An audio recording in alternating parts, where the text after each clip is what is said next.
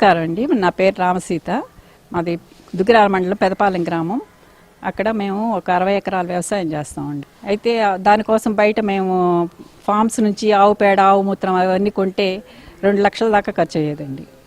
అందుకని దానికోసం మనమే సొంతంగా ఒక డైరీ ఫామ్ పెట్టుకుంటే బాగుంటుందని చెప్పి మేమే అక్కడ నుంచి ఆవులను కొందామని చెప్తే కొంతమంది సలహా ఇచ్చారండి. ఈ గిరి ఆవులు అయితే దానిలో చాలా ఔషధ గుణాలు ఉంటాయి, వాటి పాలలో చాలా ఔషధ గుణాలు ఉంటాయి కదా, అవే తెచ్చుకోవచ్చు కదా అని చెప్పి మాకు కొంతమంది సలహా ఇచ్చారు. అయితే మేము అక్కడ గుజరాత్ నుంచి మేము తెప్పించుకున్నామండి. 10 ఆవులను అక్కడ నుంచి తెచ్చుకున్నాం మేము. 2 years క్రితం అయింది, 2.5 years అయింది మేము తెచ్చి. వాటి దూడలు అవి అన్నీ కలిసి ఇప్పుడు 30 శాల్తీలు అయినాయండి. అయితే మాకు ఎక్కువగా ఏంటంటే మేము పాలు అమ్మం కాబట్టి మేము నెయ్యి అమ్ముతాము. అది కిలో 3,500కు అట్లా అమ్ముతామండి మేము.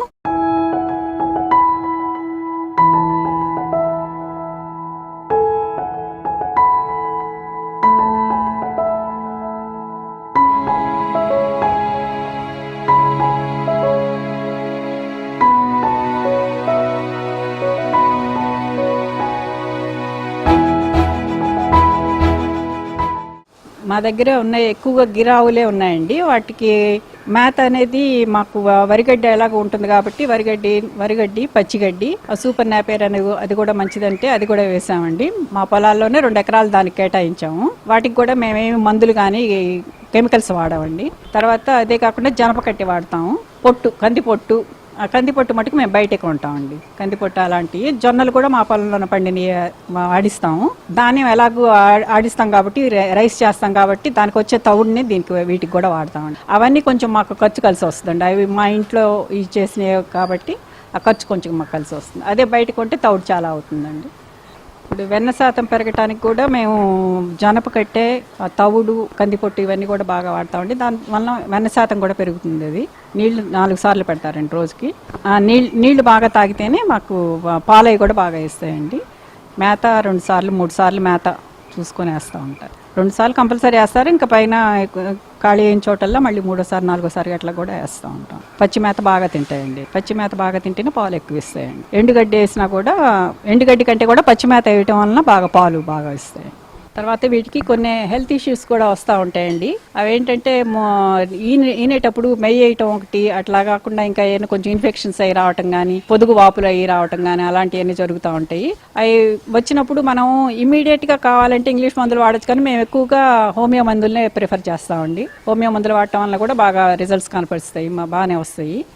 మేము ఈ షెడ్లు అవన్నీ కూడా కొంచెం ఎక్కువ ఖర్చు పెట్టే, స్టాండర్డ్గా ఉంటుందనే దీనిలో, పర్మనెంట్గా ఉంటాయనే దీనిలో కొంచెం ఎక్కువ ఖర్చు పెట్టే షెడ్లు వేసామండి.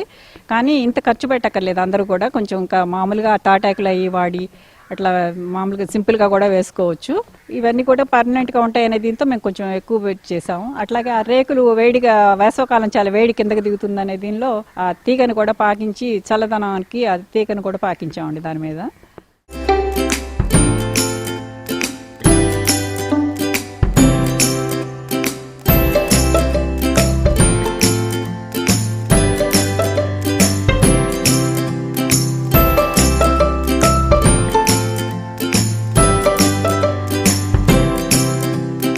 మాకు ఈ డైరీ ఫామ్ రాకముందు నుంచి కూడా మాకు ఈ ఇంట్లో ఈ ఆవు, నాటావుని పెంచేవాళ్ళం అండి. మేము ఇంట్లో ఆవు పెంచుకుంటే మంచిది అనే ఉద్దేశంతో ఈ ఆవును తెచ్చుకొని పెంచుకుంటున్నాం అనమాట. అదే ఈ ఆవు అండి మాది. ఇది 3 పూట్ల ఈ షెడ్ని మటుకు 3 పూట్ల క్లీన్ చేస్తూ ఉండాలండి. అది కాకుండా రోజు ఇడిసి రోజు కడుగుతామండి ఇక షెడ్ని. అట్లాగే ఆవుల్ని కూడా అప్పుడప్పుడు కడుగుతూ ఉండాలండి. కడిగినట్లయితే ఎంత పేడ అదంతా పూసుకొని చాలా ఇదిగా అనిపిస్తుంది. అందుకని అప్పుడప్పుడు కడుగుతూ ఉండాలి ఆవుల్ని కూడా. అట్లా క్లీన్గా ఉంటేనే వాటికి ఏమి జబ్బులు అవి రాకుండా ఉంటాయండి. ఈ షెడ్ని దూడల కోసం వేసిన షెడ్ అండి. దూడలన్నింటినీ ఈ షెడ్లో కట్టేస్తాము.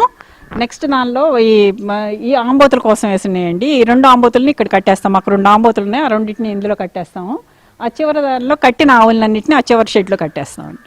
ఇది గడ్డి కట్ చేసే మిషన్ అండి. ఇది మామూలుగా దీని ప్రైస్ 1,10,000 అట్లా ఉంటుంది. కానీ మాకు యానిమల్ హస్బెండరీ వాళ్ళ దీని వలన మాకు 50% రిబేట్ వచ్చింది. సగం రేటుకి వచ్చిందండి మాకు. ఇది దీనిలో కట్ చేసి వేయటం వలన ఏంటంటే వాటికి డైజెషన్ బాగుంటుంది, వేస్ట్ అవ్వకుండా పూర్తిగా తినేస్తాయి. మామూలుగా వేస్తే కనుక కాడని వదిలేస్తాయి. దీనిలో కనుక మనం కట్ చేసేసినట్లయితే పూర్తిగా తినేస్తాయండి, వేస్ట్ అవ్వకుండా ఉంటుంది. ఇప్పుడు ఆవు మూత్రం, ఆవు షెడ్ కడిగిన నీళ్లు అవన్నీ కూడా ఆ కాలువ ద్వారా ఈ 2 ట్యాంకుల్లోకి వస్తాయండి. వీటిలో కలెక్ట్ చేస్తాము. దాంతో ఆ మోటార్తో దానిలోకి ఒక ట్యాంకర్ ఉంటుంది, ఆ ట్యాంకర్లోకి తోడి అవన్నీ కూడా పొలాల్లో వదులుతామండి. అట్లాగే ఇది ఒక పేడ అదంతా కూడా వేస్ట్ గడ్డి పేడ అంతా కూడా ఇక్కడ వేసి అది కంపోస్ట్ అయిన తర్వాత తీసుకెళ్లి పొలంలో వేస్తారండి.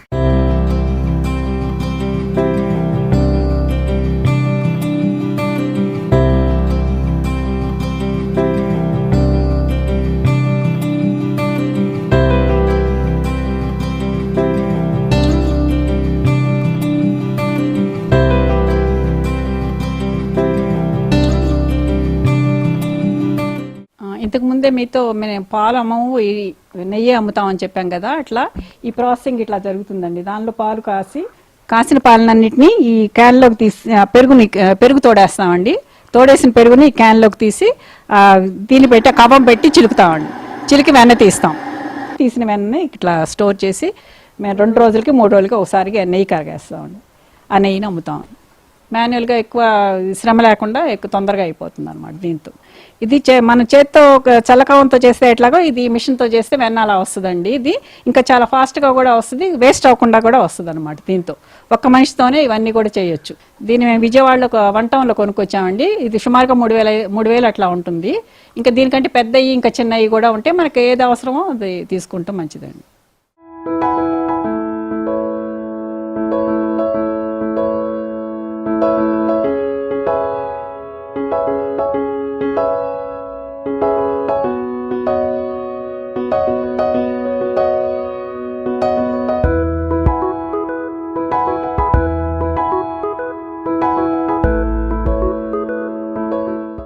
ఇప్పుడు మేము పాలని నెయ్యి చేసి అమ్ముతామని చెప్పాం కదండి.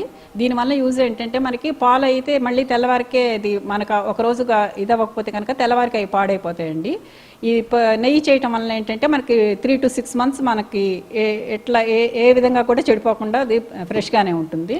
మన తర్వాత అయినా సేల్ చేసుకోవచ్చు అనమాట. అందుకని మేము నెయ్యి చేసి అమ్ముతున్నామండి. ఇది తర్వాత వాటికి తోడు మాకు పసుపు అనేది మా పొలంలోనే పండుతుందండి. అది ఆర్గానిక్ పసుపు, అది అమ్ముతాము. ఇట్లా రాగి స్ప్రౌట్స్ చేసిన రాగి పిండి, ఈ పికిల్స్, ఇవన్నీ కారం పొళ్ళు, కారం ఇవన్నీ కూడా ఆర్గానిక్ కారంతో మనం చేసి అమ్ముతున్నాయి ఇవ్వండి. అట్లాగే మేము అక్షయ ఆహారాన్ని దాన్ని రిజిస్టర్ కూడా చేసామండి ఒక ఫామ్ లాగా. దానికి FSSAI సర్టిఫికెట్ అది కూడా ఉన్నది. ఒక్క మిల్క్ అనే కాదండి, ఇప్పుడు మనం పండించే పంటని ఏదైనా కానీ ఇప్పుడు అంటే ఉదాహరణకి ఇప్పుడు మినువులు కానివ్వండి, ఇట్లా పెసలు అట్లాంటివన్నీ, ఇప్పుడు పసుపు కొమ్ములుగా అమ్మేదానికంటే అట్లా మనం పౌడర్ చేసి అమ్మితే మంచి రేట్ వస్తుందండి. అట్లాగే మినువులు, మినపప్పు అవన్నీ కూడా మమ్మల్ని చాలామంది అడుగుతున్నారు. అందుకని మేము ఇప్పుడు మినువులు పండిస్తున్నాం, నెక్స్ట్ దాన్ని పప్పు చేసి అట్లా కూడా అమ్మాలని అనుకుంటున్నాము. అట్లా మనం రకరకాలుగా ఇంకా పప్పులు, నెయ్యి, ఇప్పుడు బియ్యం, ఇట్లా ఈ పసుపు అంటే కారాలంటే ఇవన్నీ కూడా మనం అమ్ముతున్నట్లయితే ఒకదానిలో మనకు కొంచెం తగ్గినా కానీ లాభం, ఒకదానిలో అది కవర్ అవుతుందండి. అందుకని రైతు నష్టపోకుండా మనము మార్కెటింగ్ చేసుకోవచ్చండి.